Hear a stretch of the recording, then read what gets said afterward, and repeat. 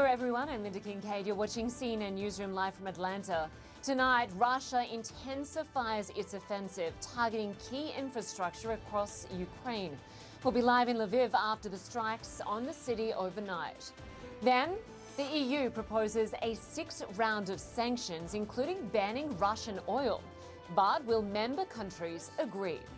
And later, people in the United States are taking to the streets as America faces a potentially seismic shift in its abortion laws.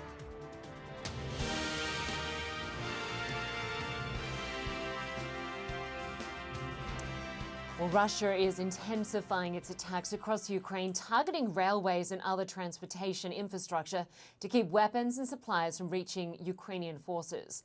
Ukrainian officials say Russia carried out nearly 50 airstrikes Tuesday, but they say despite the heavy bombardment, Russia isn't gaining much ground in the east. Well, meanwhile, a new convoy of evacuees has left Mariupol. The city's mayor says heavy battles are going on right now at the Azovstal steel plant, and he's lost contact with the defenders there. He says hundreds of civilians, including dozens of children, are still trapped inside.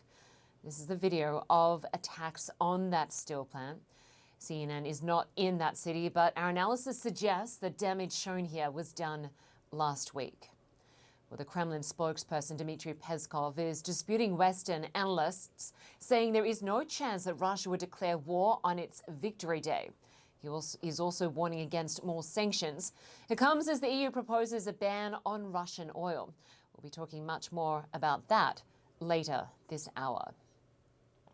But first, I want to get back to Ukraine. Scott Mclean is in Lviv for us and joins us live where power's been completely restored after those missile strikes on Tuesday night. Good to have you with us, Scott. So Russia is now attacking infrastructure, a number of strikes on power stations and train lines across the country, including where you are in Lviv. Just bring us up to speed. How much damage are we talking? Yeah, so if you ask the deputy mayor of Lviv, Lynda, there's substantial damage. Enough damage to knock out power to large swaths of this city last night. As you mentioned, it has been restored. When those blasts went off just before dark, actually around this time yesterday, they were unmistakable. You could hear them from the city center. We went out to one of the blast sites, which was east of the city, about 6 kilometers or so outside of the city center, and it was an electrical power substation that appeared to have been hit. It was right next to some railway tracks. Now, there's no indication that the rail tracks were damaged in any way, since we actually saw a train going by while we were there, not long after the flames were raging at that area while firefighters tried to put those flames out. But this seems like a pretty coordinated attempt to knock out bits of rail infrastructure and bits of infrastructure more generally across the country. There were, according to the deputy mayor of this city, some 18 or 19 missiles fired at the country. Many of them, though, were struck down, including some aimed at Lviv. There were also missiles that were fired at Kyiv that were struck down, same with Vinnytsia, according to local officials there. Some managed to land, though, in the Dnipro area. We are also hearing today that there have been some strikes in the Dnipro area there as well, where rail infrastructure is affected, though we're still trying to get more details. But what was remarkable about this series of strikes is it goes back to one that we saw about a week or so ago, is that it was across the country, across the central and the western part of the country, which is a long way from the front lines, especially places like Zakarpattia, the very far western and southern edge of the country, a place that up until now has not seen any fighting, has not seen any missile strikes, any bombing of any kind. The only impact that they've had of war is the influx of internally displaced people. Now suddenly they're on alert for these missile strikes, Lynda. And Scott, Ukrainian forces and civilians have been holed up in Mariupol for weeks, sheltering from Russian shelling. What's the latest on this steel plant, given that it's really the final place of resistance for Ukrainian forces and civilians inside? And I understand 30 children are among those.